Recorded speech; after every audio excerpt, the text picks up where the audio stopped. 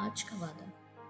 میں نے تمہیں اپنی شبیہ پر پیدا کیا اور اپنی خاص برکت سے نوازا۔ پیدائش اس کا پہلا باب، اس کی 27ویں اور 28ویں آیت۔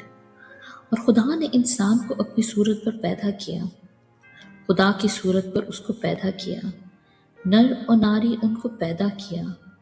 خدا نے ان کو برکت دی اور کہا کہ پھلو اور بڑھو اور زمین کو معمور و محکوم کرو اور سمندر کی مچھلیوں اور ہوا کے پرندوں اور کل جانوروں پر جو زمین پر چلتے ہیں اختیار رکھو۔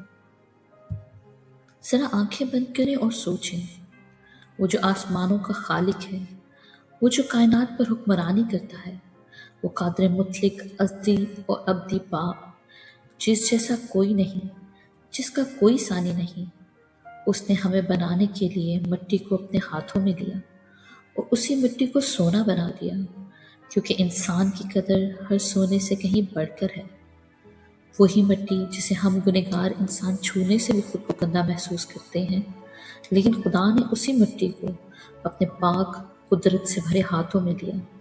اس نے اس مٹی کو اپنی شبیہ دی اور پھر اس کے قریب آ کر اپنی ہی سانس اس میں پھونکی، اور تب ہم زندہ جان ہوئے۔ اور وہ یہاں نہیں رکا، اس نے ہمیں اپنی برکات سے بھی نوازا۔ اس لیے اگر آپ خود کو ٹوٹا ہوا محسوس کر رہے ہیں، اگر آپ دنیا میں جدوجہد کر رہے ہیں، لوگوں کی نظروں میں کچھ بننے کی کوشش کر رہے ہیں اور بار بار کی ناکامیاں آپ کو بے دل کر رہی ہیں، تو اس وعدے پر غور کریں۔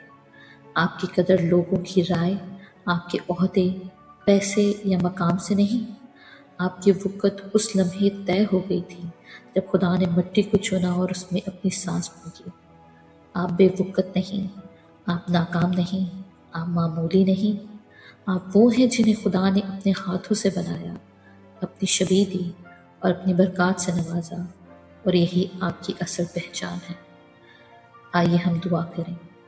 اے قادر مطلق خدا، آسمان و زمین کے خالق، ازلی و ابدی باپ، ہم تیرا شکر ادا کرتے ہیں کہ تو نے ہمیں اپنی شبیہ پر پیدا کیا اور اپنی خاص برکت سے نوازا۔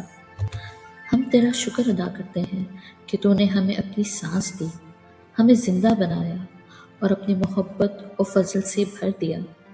اے خداوند، جو آج خود کو تھکا ہوا، کمزور یا شکست خوردہ محسوس کر رہے ہیں، انہیں یاد دلا کہ ان کی اصل وقت اور شناخت تیرے ہاتھ میں ہے، نہ کہ دنیا کی ناکامیاں یا لوگوں کی رائے میں۔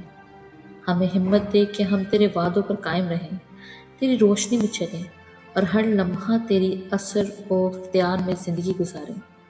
ہمارے دل کو سکون دے، ہماری روح کو حوصلہ دے، اور ہمیں یہ یقین دے کہ ہم ہمیشہ تیرے ہاتھوں میں محفوظ ہیں۔ آمین۔